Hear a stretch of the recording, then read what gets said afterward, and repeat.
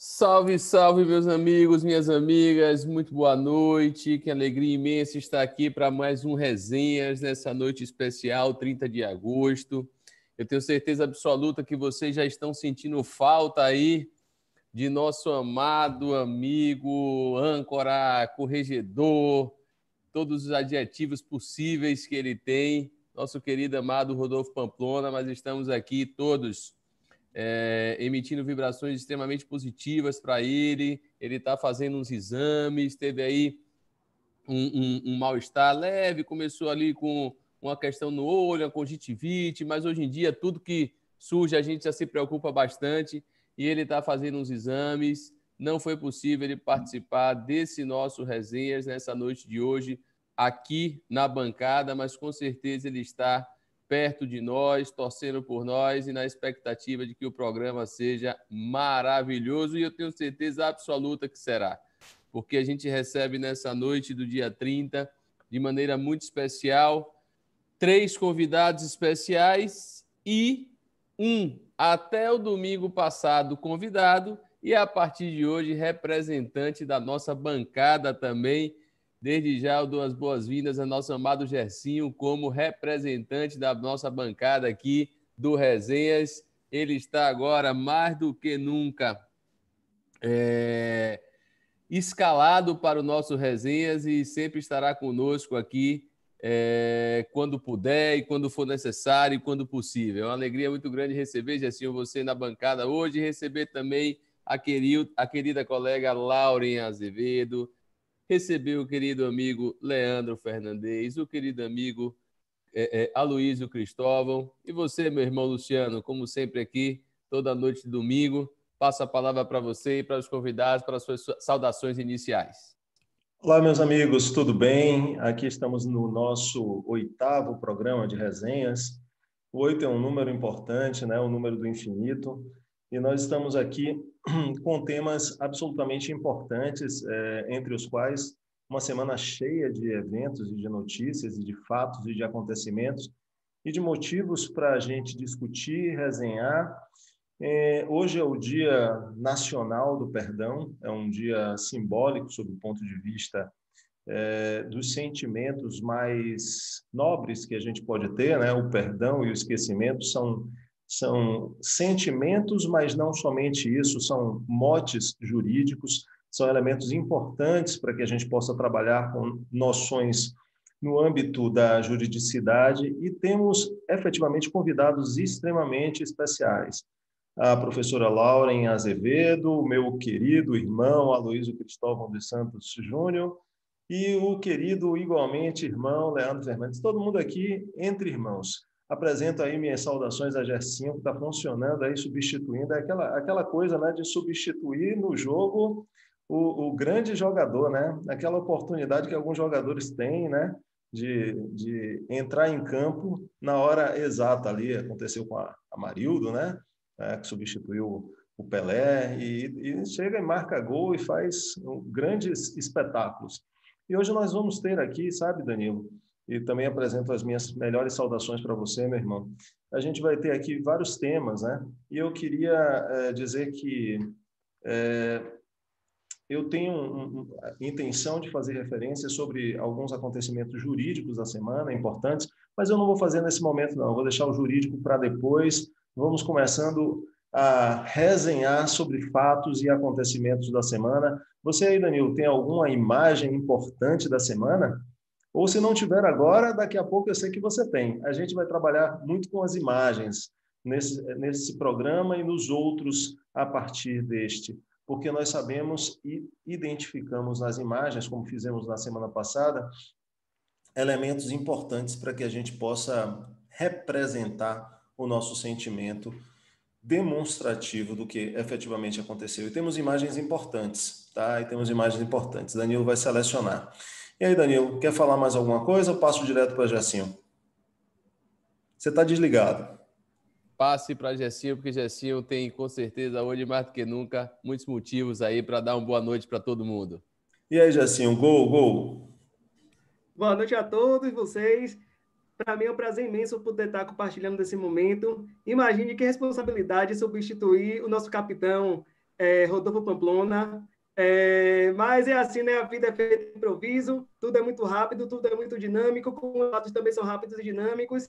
Mas, acima de tudo, hoje eu quero agradecer, externar minha gratidão, minha admiração por vocês, e estou muito feliz por ter sido convidado para integrar a esse programa que é fantástico. Como eu falo com vocês, encerra a noite com chave de ouro, trazendo sempre fatos importantes que repercutem sobre a nossa vida e que realmente devem ser refletido no passando, abatido numa sociedade que a gente vive. Então, bom programa a todos vocês, minha saudação também aos nossos convidados e sigamos o jogo.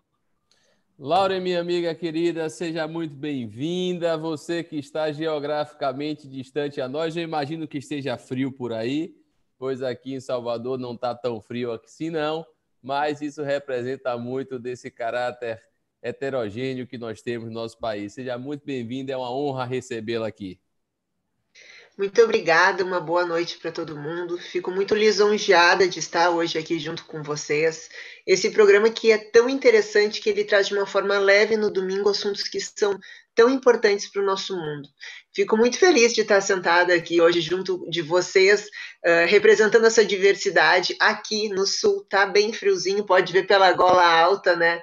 E eu tô, assim, um contraponto a todos vocês, né? E a alegria que eu vi, não conheço o Gerson pessoalmente, mas só pela fala inicial dele a gente já vê o quão agradável que ele é. Fico muito honrada com um convite do Danilo, do Rodolfo, que aqui agora não está presente, do Luciano. Fico feliz de estar ao lado do Heloísio e do Eleandro. É uma responsabilidade muito grande de estar aqui junto de vocês.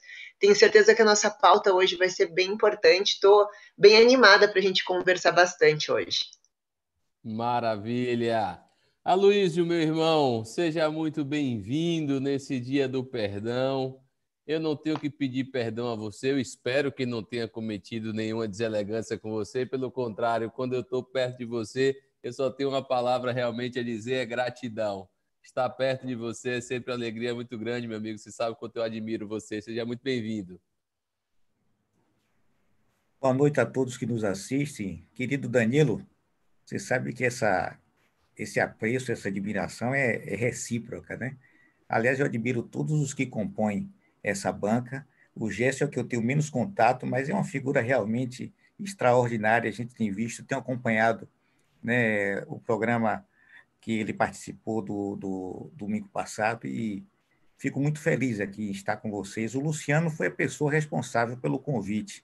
E um convite de Luciano fica muito difícil de rejeitar, porque somos amigos há muito tempo. Então, é uma grande alegria, viu, estar aqui neste programa e especialmente compartilhando, né, com o Leandro e a Laura esse momento. A Laura, é um prazer conhecê-la, viu, Laura? E o Leandro, nós já tivemos a oportunidade de dividir uma mesa aí, uma palestra aí, que eu não me recordo em que evento foi, mas é sempre um privilégio estar com vocês. Coisa boa. E falando em Leandro, é para ele que eu vou passar a palavra aqui. Agora eu vou passar a bola como uma dupla aí no ataque, já que o Luciano falou em futebol, quando eu trouxe o Gessinho. Léo, meu irmão, você sabe que eu sou seu fã, apaixonado por você, então recebo você aqui com muito carinho, com muito amor. Seja muito bem-vindo ao nosso Resenhas. Estamos aí, meu irmão. Que alegria, que alegria. Boa noite a todos, boa noite a todas. É uma felicidade muito, muito grande poder participar, trocar ideias, aprender com vocês. O Dia do Perdão é um dia muito agitado para mim. Eu passei as primeiras 20 horas do dia pedindo perdão a pessoas em relação às quais eu machuquei, magoei, cometi pecados, além, claro, do perdão divino que eu vou ter que pedir assim que encerrarmos aqui as nossas atividades, de modo que amanhã acordarei com os joelhos esfolados, seguramente. Mas é uma alegria muito grande, a felicidade. Pessoas que eu amo, pessoas que estão no meu coração aqui, pessoas que eu admiro. Aqui na ordem da tela que aparece para mim, professor Luciano, meu eterno professor, fantástico, excepcional. Aloísio, meu querido amigo, o evento foi o novo normal no direito do trabalho, coordenado pelo Danilo, pela Silvia, Gabriela Cury na coordenação também. Foi muito bacana, discutimos questões importantes lá. Danilo aqui, meu irmão querido, vários projetos juntos e uma dívida eterna que eu tenho com você. Você é um dos grandes culpados, talvez o grande culpado, por eu ter conseguido ingressar na magistratura, de modo que essa é uma responsabilidade que recairá eternamente sobre os seus ombros. Será cobrado disso, certamente. Lauren, maravilhosa, uma referência, amiga querida, aqui sempre me ensinando, sempre trocando ideias com muita delicadeza e com muita profundidade, de modo que é uma alegria minha. E o Gersinho, fantástico aqui, excepcional, abrilhantando, alegrando aqui a nossa noite, e com essa responsabilidade difícil, complicada, de substituir aquele para o qual não bastam adjetivos positivos, aquele merecedor dos melhores epítetos possíveis, professor Rodolfo Pamplona, nosso chefão, nosso amado, é um paizão, de modo que receba, professor, se estiver assistindo agora ou se vier assistir depois, meu abraço, meu carinho, meu desejo de pronta recuperação. O senhor faz falta na vida de todos nós, sua presença, sua companhia, suas palavras são muito importantes. Cuide da saúde, fique bem, pelo amor de Deus, porque precisamos do senhor. É isso Ele aí, tá bem. amigos. E como o Luciano já trouxe o desafio da imagem da semana, eu vou Mas espera aí, compartilhar. antes do desafio da imagem, Diga. só para o pessoal tentar entender qual vai ser o nosso primeiro tema. Muito bem. Vamos Vocês me lá. acompanham? Vamos lá, vamos lá, vamos lá, vamos lá. Muito bem. Massa, Essa imagem a gente separou aqui com uma imagem, quem sabe, da semana, e é a imagem que talvez fale muito além do que esses heróis retratados efetivamente nessa imagem. Eu vou tirar o compartilhamento daqui da tela para que a gente possa voltar ao debate e passar desde já aqui a palavra a Gessinho, que está na bancada, mas eu vou deixar ele o desafio de trazer esse tema ao debate, trazer esse tema à reflexão. O que é que essa imagem diz a você, Gessinho? E aí você já passa a palavra para nossos queridos convidados. Beleza, Dan, beleza aí. Infelizmente, esse final de semana, né, especialmente de sexta para sábado, nós fomos pegos de surpresa com a morte de Bosman, né? Uma morte que vai deixar uma lacuna enorme, embora o legado dele vai ser eterno, especialmente por ele representar essa luta contra a discriminação, essa luta contra o racismo. Infelizmente, a prática do racismo está presente na nossa sociedade, ela estrutura relações sociais, econômicas, políticas, e é um desafio enorme. Ele, em vida, sempre demonstrou essa necessidade de a gente lutar para uma sociedade melhor, e realmente é preciso para a gente viver de forma digna, de forma respeitosa, acima de tudo a questão do respeito, né? E o legado que ele deixa justamente é esse, que vamos continuar lutando por uma sociedade melhor, lutando contra o racismo que segrega, que adoece, que mata. Há uma diferença, como disse Silvio Almeida, do racismo operado nos Estados Unidos quanto no Brasil. No Brasil, a estratégia de formação da unidade nacional foi através do apagamento das diferentes raças. Aqui existe um mito da democracia racial que a gente sabe que é falacioso. Já os Estados Unidos se estruturou a partir da ideia da segregação. Infelizmente, nossos irmãos latino-americanos, todos os descendentes africanos, convivem até hoje com o racismo que dói na alma, dói na negação de oportunidades de ter uma vida melhor. Enfim, o legado que vai ficar para a gente é justamente isso, resistência. Um dos heróis de figura em quadrinho que encantou o mundo com seu exemplo, com sua garra, com a sua militância, com seu ativismo. E isso que a gente precisa, lutar sempre por uma sociedade através da qual a igualdade racial seja a regra. Que coisa Wakanda boa. Forever, né? Wakanda Forever. Que coisa boa, Gessinho. Que coisa boa a sua fala. O microfone está aberto aqui a todos os convidados que queiram falar um pouco do que representa essa imagem para vocês, de como vocês receberam essa notícia, que apesar de ser uma doença que vai se prolongando em determinado tempo, né, mas pegou realmente muita gente de surpresa o falecimento, da maneira que foi, enfim, o mundo realmente ficou um tanto quanto boquiaberto, e esse falecimento vem com toda essa representatividade que Gessinho traz, em um momento em que o mundo está convivendo com episódios de segregação racial, de racismo, de uma maneira assustadora, sobretudo com os casos que estão vindo dos Estados Unidos. Tivemos mais 7 tiros pelas costas, e essa semana eu estava lendo, não sei se vocês viram, ele estava algemado no leito do hospital. Ele foi algemado no leito do hospital porque, salvo engano, havia tido uma ordem de prisão decorrente de uma acusação de homicídio, alguma coisa do gênero, ou seja, não bastaram os 7 tiros pelas costas. Ele ainda estava algemado no leito de hospital. Aloysio, Léo, Lauren, quem quiser falar aí um pouco sobre essa imagem, Aloysio pediu a palavra aí, é sua, meu amigo. Bom, deixa eu só suprir aqui uma omissão. Eu não me referia a Rodolfo, mas ele deve estar assistindo agora e eu gostaria muito que ele tivesse a sua saúde prontamente restabelecida. Então, quero expressar esse desejo e essa oração, né? Essa perda do Bosman foi assim algo muito lamentável. Agora, num momento realmente muito significativo, né? Que a gente está, como o Danilo falou aí, nós estamos vivendo aí, especialmente nos Estados Unidos, uma situação assim bem crítica em relação à violência policial contra os negros, que essa semana até quase gerava, ou chegou a gerar por um pouco de tempo, uma greve dos jogadores da NBA, né? É uma perda realmente lamentável. Ele, além de ser jovem, né? Ele era um ator espetacular. Todo mundo está se referindo ao trabalho dele como o filme Pantera Negra. Agora, eu comecei a admirar ele mesmo, foi no filme 42, não sei se vocês tiveram a oportunidade de assistir.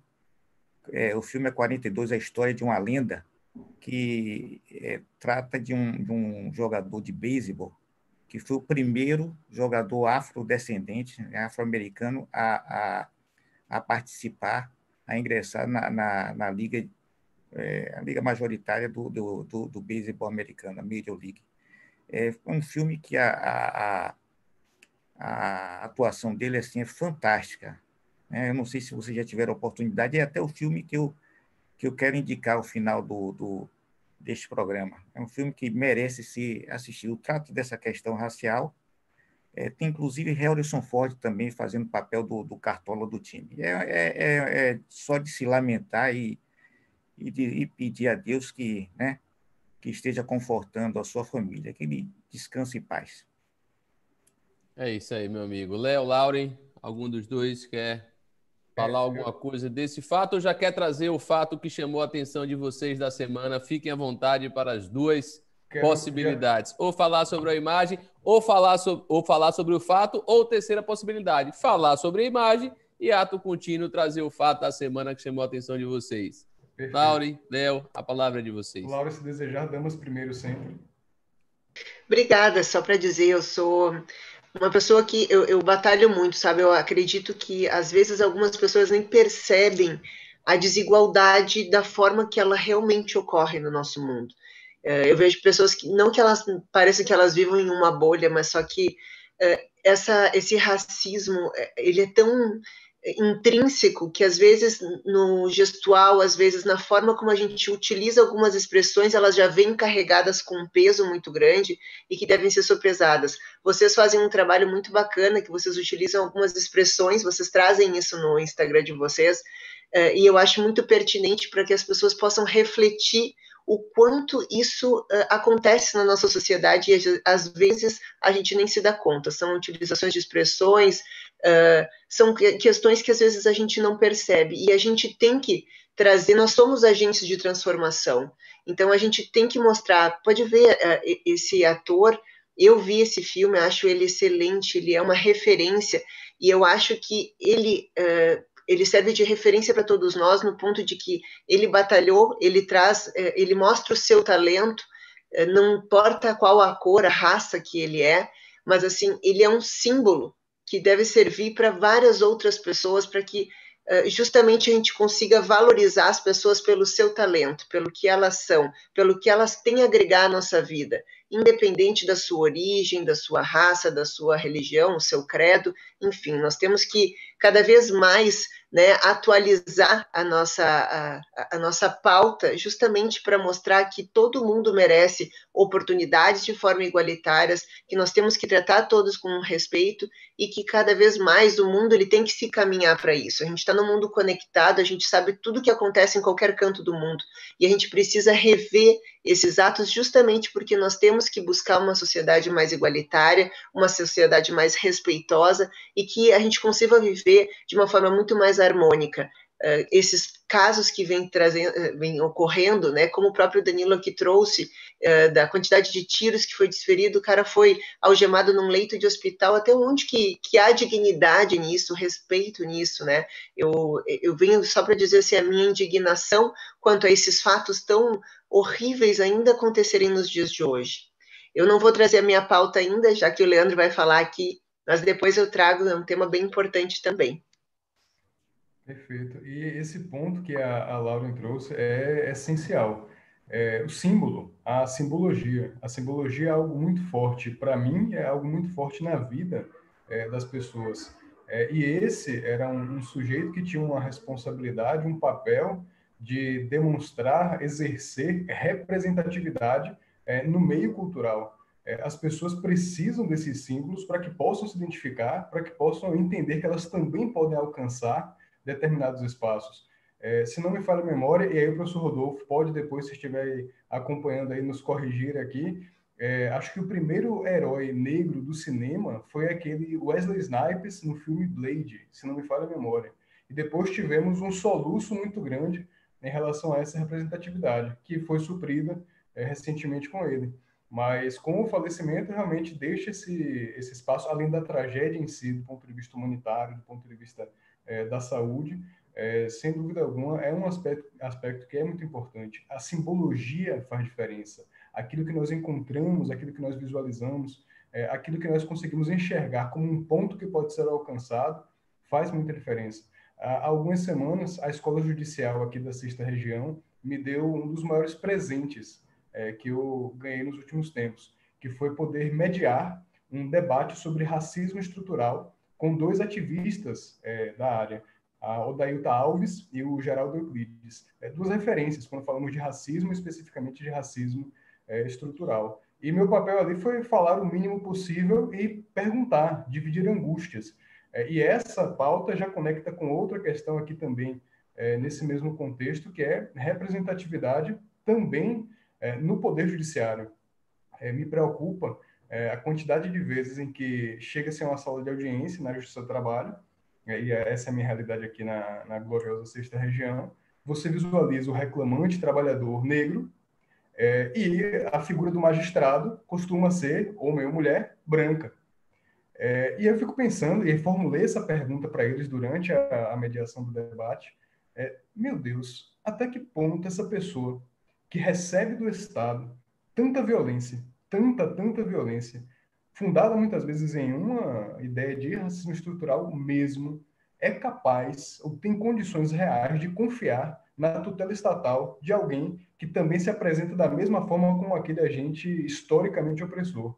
De modo que esse déficit de representatividade, esse gap que nós temos aqui, é algo que é muito preocupante. De modo que o falecimento em si é uma tragédia humanitária, mas há aqui uma perspectiva da simbologia, que é algo essencial, que atribui contornos ainda mais dramáticos, ainda mais delicados a essa situação.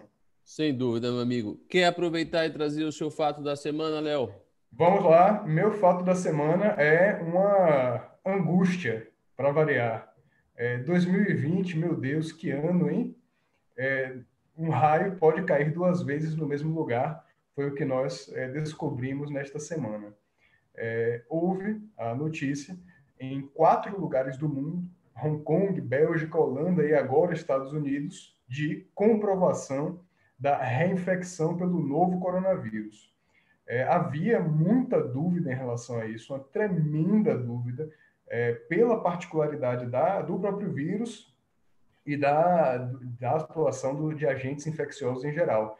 Muitas vezes as pessoas encontravam uma situação de piora de alguém que tinha sido contaminado e não sabia identificar se havia ou não ali uma reinfecção. E é difícil mesmo, eu fui pesquisar a respeito disso, às vezes porque parte do DNA, ou do RNA, no caso, viral, permanece no organismo durante algum tempo após a cura. Às vezes a pessoa teve contaminação por outra virose e ainda assim tem aquela parcela do RNA do vírus no seu organismo, e aí não dá para saber exatamente se foi ou não o novo coronavírus. Há uma situação de falso positivo às vezes, e há aquelas situações nas quais o vírus está lá, adormece, não exerce todos os seus efeitos, por assim dizer, e depois intensifica a sua atuação naquele organismo. Então havia uma grande dúvida, era uma nuvem que estava aqui diante de nós. Essa nuvem está se dissipando.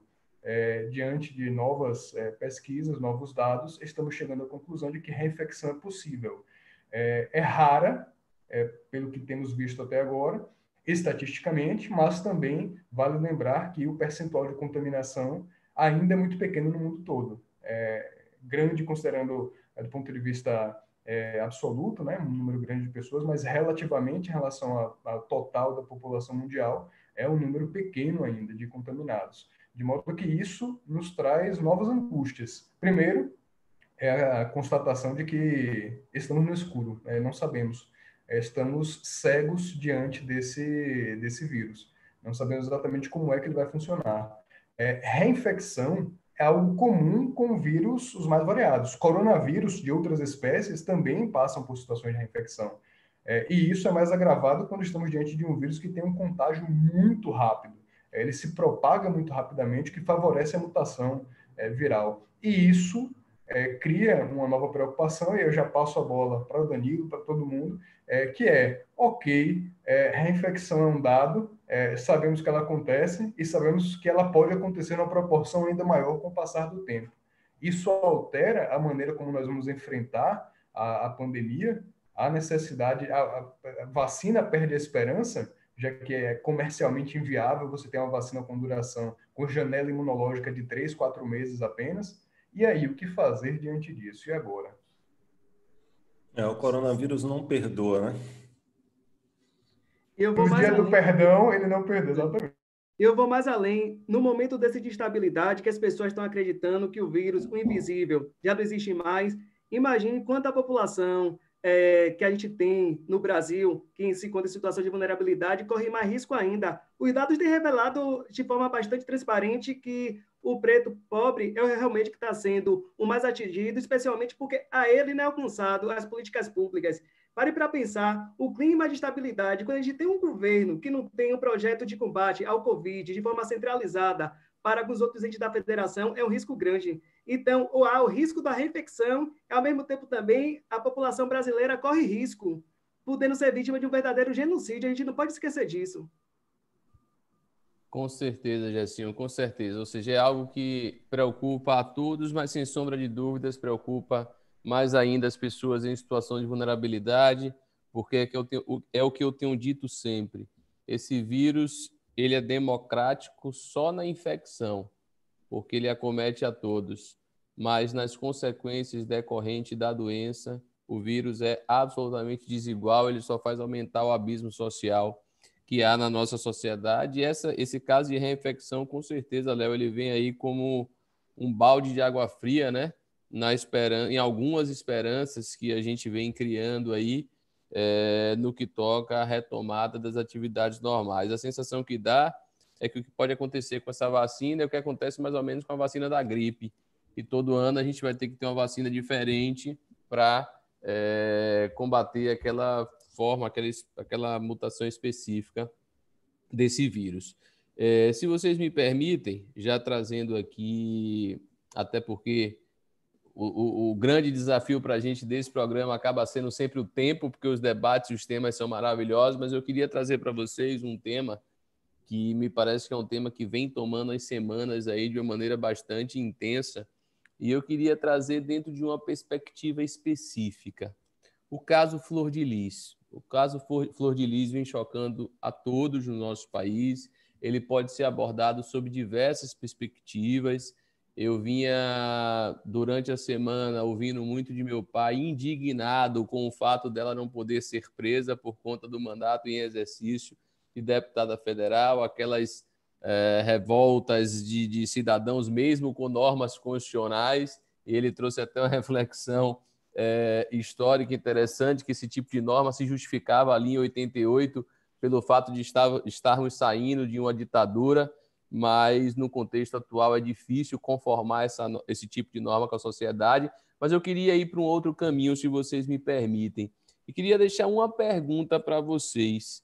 Como que vocês acham que estaria hoje uma Flor de Lis mãe de santo? Ou seja, se Flor de Lis fosse mãe de santo, como é que vocês acham que estaria hoje, que estaríamos nós nessa bancada falando desse caso, como estaria a sociedade vendo todas as barbaridades que dia e noite surgem envolvendo esse caso? A última que eu li foi, salvo engano, uma situação de relação sexual com um dos filhos adotivos. Ou seja, vocês percebem que numa situação como essa, as religiões de matrizes africanas, elas acabam assumindo uma carga absolutamente mais densa e mais pesada em virtude de um mesmo fato? Vocês entendem que mesmo numa situação como essa, o fato de uma religião de matriz africana ser, de alguma maneira, pontuada naqueles fatos, traz ainda uma carga maior para aquela situação? Como é que vocês viriam a Flor de Lis, mãe de santo? Dan, eu vou até acrescentar aqui um tempero a esse questionamento que você fez, que é extremamente importante. Infelizmente, a gente tem percebido que a religião tem se tornado cada vez mais uma forma até de manipulação e manutenção de privilégios. Os fundamentalistas atuam sempre em nome de Deus, querendo disseminar o ódio. Aí eu pergunto, que Deus é este? Qual é a concepção de amor dessas pessoas? Será que, se, como você mesmo disse, uma autora de um crime desse fosse da religião de matriz africana, uma candomblessista, teria o apoio dos seus fiéis? Entendeu? A gente tem que rever muito essa concepção de amor, a propagação do ódio, como a religião, de fato, tem sido utilizada como maneira de promover realmente dominação. É um assunto extremamente instigante para os nossos convidados, especialmente pelo Brasil ser um país que é o terreno fértil para o racismo religioso, especialmente contra as religiões de matriz africana. Então, que Deus é esse? Como é que o fundamentalista tem que agir nesse sentido? Eu queria sugerir que Aloísio, que todo mundo sabe aqui, uma das pessoas que mais respeitosamente interage com as religiões e que mais conhece delas, tanto sob o ponto de vista prático quanto teórico. Quem não sabe e está assistindo o nosso programa, Aloísio é considerado o maior nome jurídico no estudo de liberdade religiosa, ao menos em relação às interações existentes entre a liberdade religiosa e as relações de trabalho. Minimamente, é porque ele é muito modesto e vai reduzir esse espectro somente a isso. O indivíduo que está aqui na nossa bancada, ele fez estudos sobre a liberdade religiosa, tanto no mestrado, na Mackenzie, quanto no doutorado, sendo orientando do professor Ingo Sarlat, e sempre com muito brilho, mas, afora isso, tem muito a questão do equilíbrio. Então, acho que ouvir a Aloísio nesse ponto seria bem interessante, viu? Danilo, Gerson, Lauren e Leandro. Aloísio, o que você acha? Pois não, e isso deve ser o que se chama mais ou menos saia justa, né? Por aí. A pergunta do Danilo, quer dizer, tem um primeiro viés que ele pergunta: se ela fosse mãe de santo, aconteceria a mesma coisa? Bom, se fosse deputada, também aconteceria a mesma coisa, não seria presa, né? Porque é questão aí de imunidade. Agora, evidentemente que o tratamento que se dá, né, pelas autoridades a quem é adepto da religião de matriz africana é diferente daquele que é dado a quem é adepto de uma religião cristã, seja ela qual for, né? Isso é inegável. E tem, claro, suas origens, como o Jéssica colocou aí, no racismo, né? Tem origem no racismo também, não é só isso, quer dizer, tem outras questões também, a forma de colonização, os jesuítas, a história tem diversas formas de explicar isso, né? Tem diversas manifestações que podem explicar isso, mas o Gerson partiu de uma ideia que é correta. Mas observe, o que mais me entristece, né, é saber que a sociedade brasileira, vamos dizer, enquanto você está muito focado nisso aí, que é muito importante, mas é que a sociedade brasileira tem descido, sim, a níveis de corrupção, né? em todas as esferas, em todas as ideologias, sejam religiosas, sejam... Porque você vê, num dia é um médium espírita que é acusado de abuso sexual. Outro dia, um padre que é acusado de desviar bilhões. Outro dia, é uma pastora que é acusada de assassinar o marido, dentre outros crimes. Então, o que mais me entristece é ver que o grau de decomposição moral que tem atingido a sociedade brasileira, que não poupa nem setor religioso, não poupa partido político, não poupa ideologia. A gente assim, tinha expectativas a respeito de certos governos que seriam mais honestos do que os outros, e, no final das contas, o que a gente vê é que a corrupção moral tem sido... Hoje é o dia do perdão, não é, Danilo? Hoje. Nós perdoamos muito a corrupção, a maldade. O brasileiro perdoa. O brasileiro, não estou dizendo que essas coisas não acontecem em qualquer parte do mundo. Acontece. Agora, aqui deve ser o único lugar do mundo onde o sujeito, por exemplo, essa flor de lis, se ficar comprovado também que é do jeito que a polícia falou. Por que eu digo isso? Porque desde aquele evento lá da escola de base, que eu sou muito cauteloso, mas eu estou partindo do pressuposto de que a investigação policial está totalmente correta e acontecer os fatos daquela forma. Se acontecer isso, ainda é capaz de ser eleita daqui a 8 anos ou a 12 anos, porque é a única sociedade, é assim que eu conheço. Não, deve ter outras, mas a gente diz assim, numa forma de ênfase, que aceita, né? Você tem um presidente que ele é colocado para fora por causa de corrupção, e o sujeito consegue se eleger depois. Então, o que mais me entristece, e já que hoje é o dia do perdão, é esse perdão que o cidadão brasileiro tem para com o político corrupto. Você acha que é perdão ou esquecimento, Aloysio? Rapaz, talvez seja mais esquecimento, mas não sei não, rapaz. O pessoal perdoa mesmo, cara, porque às vezes é 8 anos não dá para esquecer, não. E o adversário está sempre lembrando daquilo, né? Então, não é questão de esquecimento, não. Não sei. Pode ser um pouco de relativização, né? Como fazia o Adhemar de Barros, né? Um governante lá de São Paulo, diziam muito sobre ele, depois foi muito utilizado também na Bahia, rouba mais faz. Ou seja, o que eu ia falar.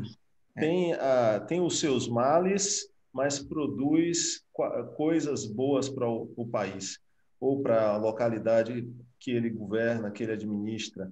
Rouba mais faz, é assassino ou é bandido, mas produz qualquer tipo de resultado para um determinado espaço.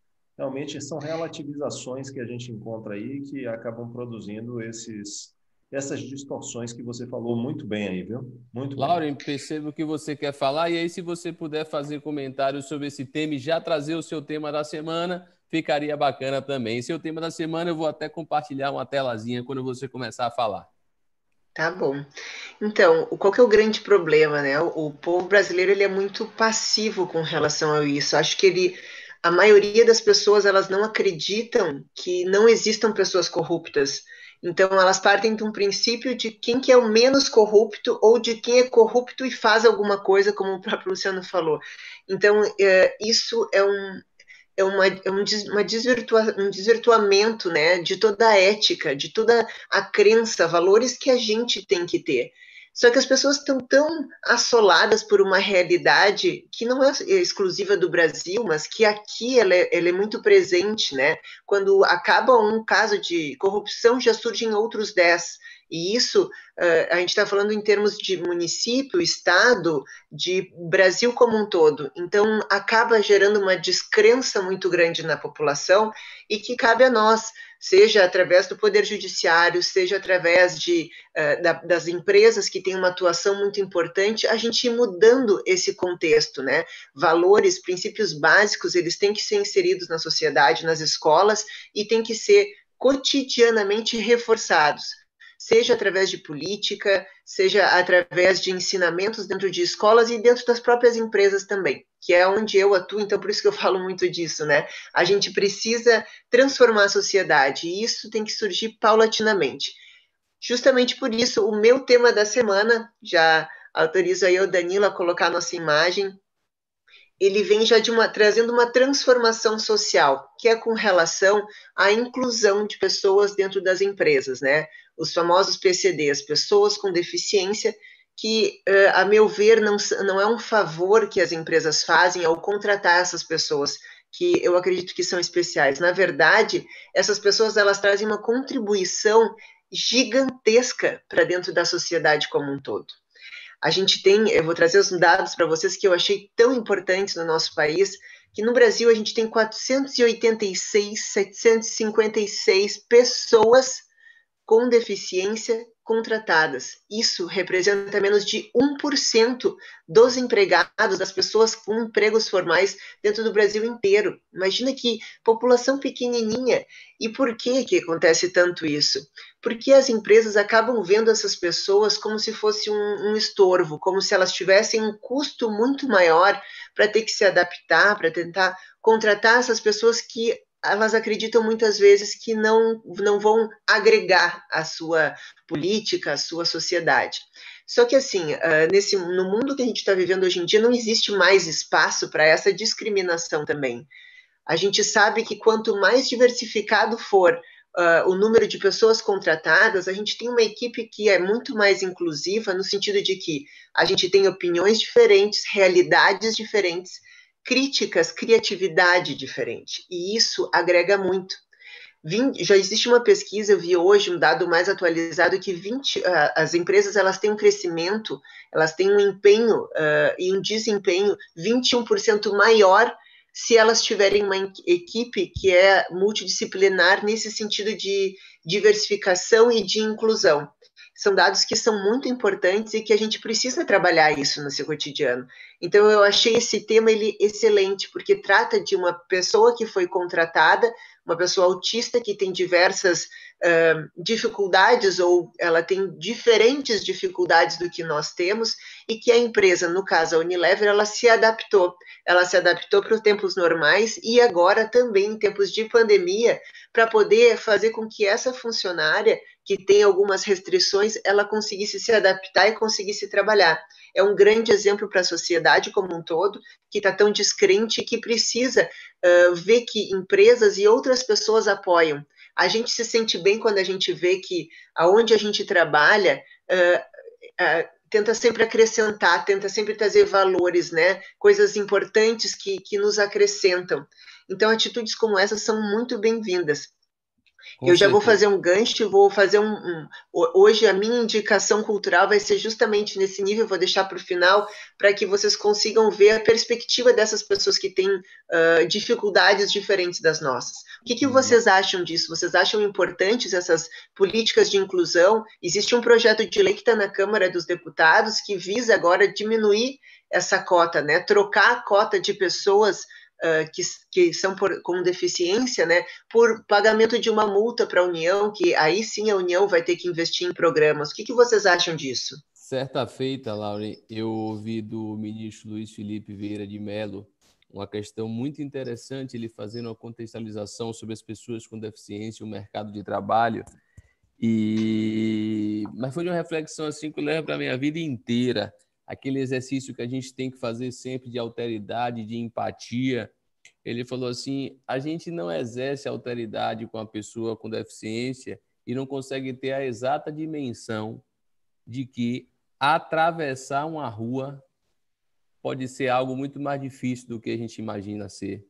Entrar em um elevador pode ser algo muito mais difícil do que pode parecer ser. Então, assim, o tempo é absolutamente redimensionado para as pessoas com deficiência. E aí, Gessinho compartilhou uma imagem aqui, eu vou compartilhar, muito interessante, dizendo assim, deficiência não é adjetivo.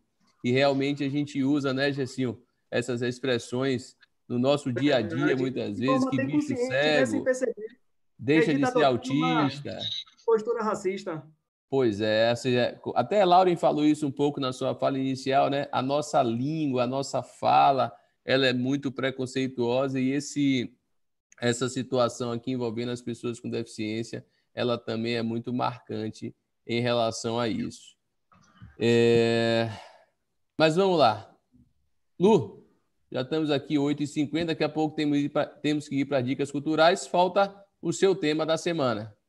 Sim, em realidade, os meus temas da semana vão ser apenas uma ligeira menção do que aconteceu de mais significativo na semana jurídica, né? Eu não poderia deixar de fazer referência à atuação do Supremo Tribunal Federal em uma decisão importante. As coisas que chegam no Supremo demoram como o quê, mas a Justiça do Trabalho ela pode executar contribuições previdenciárias em sentenças anteriores a 1998, quando surgiu a emenda constitucional número 20. A partir dali, a Justiça do Trabalho ganhou competência executiva, mas como nós temos processos muito antigos, aqueles processos antigos se dizia, não, esses processos são de sentenças anteriores a 98, não tem execução de ofício pela Justiça do Trabalho. Tem sim. O Supremo Tribunal disse isso e, inclusive, confirmou com repercussão geral. Outro aspecto importante foi aquela questão muito tensa, né, que envolveu o pedido de vista, adiando a conclusão do julgamento sobre a correção monetária de débitos trabalhistas. Todo mundo acompanhou, tinha gente que estava acompanhando ao vivo pelo YouTube, eu estava vendo um monte de gente assistindo ao vivo pelo YouTube a decisão do Supremo lá nesse empate. É como se fosse um jogo, né? Um empate de 4-4, quem vai bater agora o pênalti para qualquer lado, ninguém sabe para que lado que ele vai chutar, vai ser o presidente do Supremo Tribunal Federal. Uma outra situação que chamou a atenção durante essa semana foi o fato de que Dilma Rousseff ingressou com uma queixa-crime contra Bolsonaro e a ministra Rosa Weber suspendeu até quando ele terminar o exercício do mandato, né, por conta de injúrias que ele teria praticado e crimes contra o patrimônio imaterial dela, segundo motivos que são até bastante interessantes, mas que não nos cabem agora fazer referência. E a última das situações, né, que também foi muito mencionado durante a semana, foi a prorrogação dos prazos para celebrar acordos de redução proporcional de jornada de trabalho e de salário, e também da suspensão temporária dos contratos. E para efetuar o pagamento dos benefícios emergenciais, isso aconteceu bem no começo da semana e foi muito movimentado, animou muito grande parte das pessoas e gerou também um falatório de que isso tinha sido feito com finalidade eleitoreira. Enfim, quem sabe pode ter sido ou não. Vamos então para as dicas culturais, meus amigos. Quem vai ser o primeiro a mencioná-las? Você já está por aí? Quer começar, irmão? Não, vai você primeiro. Eu tenho uma minha aqui, mas eu prefiro fazer no fim, por uma questão estratégica. Tá, maravilha. Eu vou começar então aqui. Eu vi até, curiosamente, que a Luísio vai indicar um filme. Não sei se alguém aqui indicará Pantera Negra, mas a Luísio vai indicar um outro filme dele e eu vou trazer aqui um outro filme, não sei se vocês já assistiram, chama Marshall, um filme muito interessante, eu acho que todos realmente devem assistir. Danilo, olha, só para não pensar que é brincadeira, olha o que eu ia indicar. Fui deixar por último, acabei. Tá, e olha que eu te dei a oportunidade, tá vendo? Tá vendo? Eu que te fiz uma cortesia. Não vou nem te pedir perdão, porque eu te conferi essa oportunidade. Entre amigos não tem licença. Mas, irmão, fale então aí um pouco do filme, indique aí o pessoal. Marshall é um juiz americano, né? Super conhecido, é o primeiro de origem afrodescendente, que tem uma importância simbólica para os Estados Unidos imensa e é representado justamente pelo ator que a gente se afeiçoou a ele como Pantera Negra. Ele também teve essa participação cinematográfica importante, acho que é um filme relevante para quem gosta do direito americano, para quem gosta de entender as atuações da Suprema Corte Americana e, afinal de contas, o nome do filme, Marshall, Igualdade e Justiça, já diz muito do que se verá no filme. É um filme biográfico, claro, como qualquer filme biográfico tem suas situações emocionantes e suas hipervalorizações de roteiro. nem sempre retrata exatamente o que aconteceu, mas é exatamente na medida da nossa sensibilidade. Acho que você mandou muito bem, tanto é que mandamos muito bem, né? É o mesmo filme. Não, mas realmente é um filme muito bacana, que traz muito também, não só de mais uma atuação fantástica realmente dele, mas assim, traz muito dessa... enfim, de tudo isso que as pessoas negras passam em termos de associação a crimes, do que vivem em termos dos inquéritos e das associações a condutas criminosas, ou seja, parece que o fato de ser negro por si só já os coloca em desvantagem em relação à prática de crimes. É essa a verdadeira sensação que nos traz quando a gente se depara com um filme autobiográfico e que representa uma história, infelizmente, ainda tão recorrente, não só nos Estados Unidos, mas no nosso país também, que a gente tem realmente determinadas situações que a cor da pele faz com que alguém seja associado a uma prática criminosa ou não. A gente, em um resenhas recente, debateu aquele caso da sentença que fez aquela associação. Jacinho, quer trazer suas dicas, meu irmão? Beleza. Hoje a gente aqui está trabalhando em sintonia. Vocês trouxeram a dica do filme, que fala também da questão da prisão do cárcere, né, que tem como público-alvo a comunidade negra. Eu vou trazer esse livro de Gabriela Sá, A Negação da Liberdade, Direito de Escravidão Legal no Brasil, oitocentista. O que acontece? Ela faz um estudo de casos na região do Rio Grande do Sul, através da legislação vigente na época e também de tribunais, mostrando que mesmo a abolição, sendo naquele momento crime, não mais possibilitada pelo próprio ordenamento jurídico, senhores continuavam ainda praticando a escravidão. Infelizmente, a gente sabe que a escravidão hoje ainda continua. Aquela ideia que falaram para a gente que a abolição da escravidão aconteceu em 1888 é mentira. A gente pode perceber através das atividades modernas que realmente lembram mais um resquício do período colonial. Então, esse livro é um convite para você fazer uma leitura crítica, ressignificando a história, partindo realmente do contexto do passado para chegar ao futuro. Porque não pode a gente pensar no presente e se olhar para o nosso passado realmente que estrutura todo esse sistema de negação de direitos, essa sociedade racista que nós temos, tudo referendado também pelo Estado necropolítico que nós vivemos. Então, uma boa dica, vale a pena conferir e está realmente na pauta do dia, especialmente por a gente ter um país racista. E quando a gente conviver com o racismo, com a negação de direitos, realmente pela questão da negritude, da raça, que negou oportunidades, nós vamos ter que colocar esse debate em pauta sempre. Maravilha, maravilha. Desculpe aí, Dan. Quando se fala da negação da liberdade, eu lembro sempre da problemática do trabalho doméstico. Esse é a mais clara demonstração de que a liberdade realmente ainda não aconteceu e se aconteceu de ter diminuído o seu impacto, foi bem há pouco tempo. Né? Um dia desses a gente tem que fazer um programa sobre o trabalho doméstico. E falando de trabalho doméstico, tem uma dica cultural, um filme brasileiro que é um filme fantástico sobre o tema, que é aquele Que Horas Ela Volta. Aquele também filme é de uma representação muito incrível. Né? Muito. A galera está dando, inclusive, sugestões culturais aqui no chat, bem interessantes. Vou só passar umas duas aqui para mostrar essa sintonia do pessoal. Lauro de Campos sugeriu Caminho de Volta e eu vi outra aqui. E ele também indicou O Meu Melhor Inimigo. Foram duas dicas culturais aqui indicadas no chat. Eu quero fazer só um acréscimo rapidinho aqui, numa fala de Lu, falando do trabalho do empregado do lar.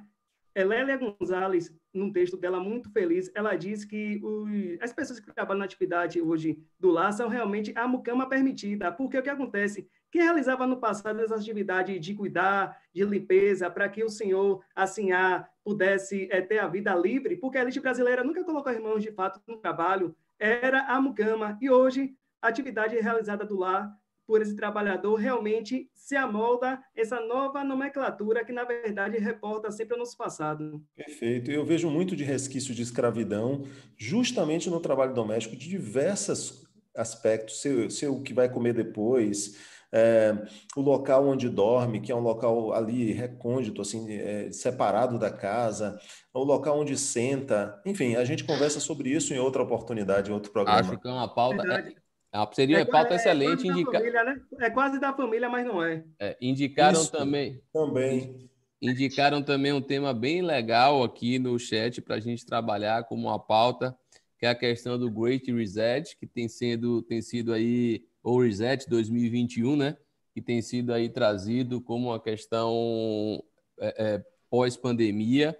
Enfim, vão mandando aí sugestões. Já disse a galera lá no chat que quem quiser participar da bancada do Resenhas, manda uma mensagem para a gente lá no Instagram, para mim, para Luciano, para Rodolfo. Vai ser um prazer tê-los aqui como convidados também, diretamente da bancada do Resenhas. Lauren, suas dicas culturais. Olha, minha dica cultural ela é bem relativa ao meu tema de hoje. Não sei se vocês já assistiram, não é nem um filme, ele é um seriado que é o The Good Doctor, que fala justamente de um médico que ele é autista e que inicialmente todos os empresários, todos os que fazem parte da sociedade do hospital não querem aceitá-lo por causa da sua condição especial, mas na verdade justamente essa condição faz ele de verdade especial, porque ele tem percepções que nenhum outro médico tem. Ele consegue fazer análises rápidas e diferentes, dar diagnósticos precisos. Então, assim, é uma dica muito bacana de perceber o quanto que tudo que ele passou para conseguir ser contratado, todas as adaptações, tudo que os outros colegas dele fizeram para que ele conseguisse se incluir, inclusive afastar ele de algumas situações, como o atendimento a alguns pacientes, já que ele não tem aquele tato, o feeling, né, necessário, trato fino. Então, é uma dica muito bacana, eu espero que vocês gostem. É um seriado muito envolvente, Fantástico, assim, e bem fantástico, interessante. fantástico mesmo. Ótima E a dica. interpretação dele é um negócio Fantástico. assustador mesmo. A interpretação do protagonista é incrível mesmo. Léo, suas dicas, meu amigo. São duas dicas, uma séria e a outra gracejosa. A séria é um livro, O Homem que Queria Salvar o Mundo. Não sei se dá para visualizar bem aí. Dá. Excelente livro, fantástico. O sujeito é o Sérgio Vieira de Mello. Coloca de novo aí, Léo, por favor. Ele esteve nas maiores crises humanitárias do mundo durante cerca de 3 décadas. Ele falece, não é spoiler porque todo mundo sabe, ele falece no Iraque, num ataque terrorista, algo realmente impressionante. Recentemente foi lançado um filme protagonizado pelo Wagner Moura, chama-se Sérgio, na Netflix, vocês encontram facilmente. É muito bom. Vejam o filme, mas leiam o livro, que é muito mais rico. As lições de geopolítica, política e direitos humanos são indispensáveis. E a gracejosa, e não tem nada a ver com o coronavírus, A Doença, o Sofrimento e a Morte entram num bar, de Ricardo Araújo Pereira, que é um comediante português, em língua portuguesa, o maior humorista, sem dúvida alguma. Basicamente, é um livro sobre teoria do humor, como o raciocínio humorístico é construído. Então, para quem gosta de arte, especificamente de humor como forma de expressão, é uma dica interessante, vale muito a pena ler, vale muito a pena mesmo. Que bacana. Aloysio, meu amigo, para fechar. Bom, pessoal, eu tenho também duas dicas. Eu diria que uma é mais séria e outra menos séria, ou pelo menos uma é mais pesada e outra menos pesada. Eu vou começar pela menos séria. Meu filho fez questão de que o Rodolfo não está aqui, mas deve estar assistindo e vai rir com isso, que eu indicasse, já que eu ia tratar um pouco sobre o perdão, e hoje é o dia do perdão, né? Queria que me pediu que indicasse o filme Homem-Aranha 3, que é aquele em que tem aquela última cena que ele perdoa o Homem-Areia, né? Não é propriamente spoiler, porque todo mundo já assistiu umas 200 vezes esse filme, mas ele acha que aquela cena de perdão é muito significativa, muito importante para a abordagem desse tema.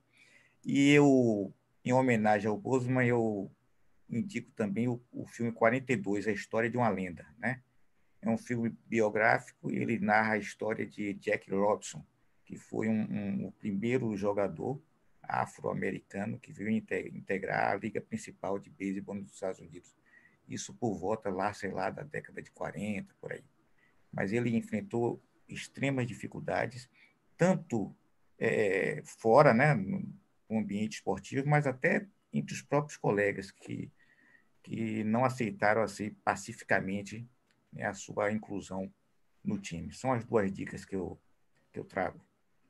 Maravilha. E com essas dicas, meus amigos, a gente encerra e fecha mais um programa. Eu queria agradecer realmente de coração a participação de todos vocês. Gersinho, você nos fez sentir falta de Rodolfo, não pela falta dele, mas por sua presença, porque sua presença lembrou muito ele aqui, com tudo que você traz, com sua espontaneidade. Você realmente é alguém que já faz parte da bancada do Resenhas. Lu, meu irmão, tamo junto sempre. Até o próximo domingo. Lauren, Léo, Aloysio, muito obrigado por tudo. Acho que se a gente puder acabar como o Lu começou aí, todo mundo, a gente termina assim. Uma saudação a todos, que a gente tenha uma semana muito boa. Muito obrigado a todo mundo de casa aí. Até a próxima, até o próximo domingo.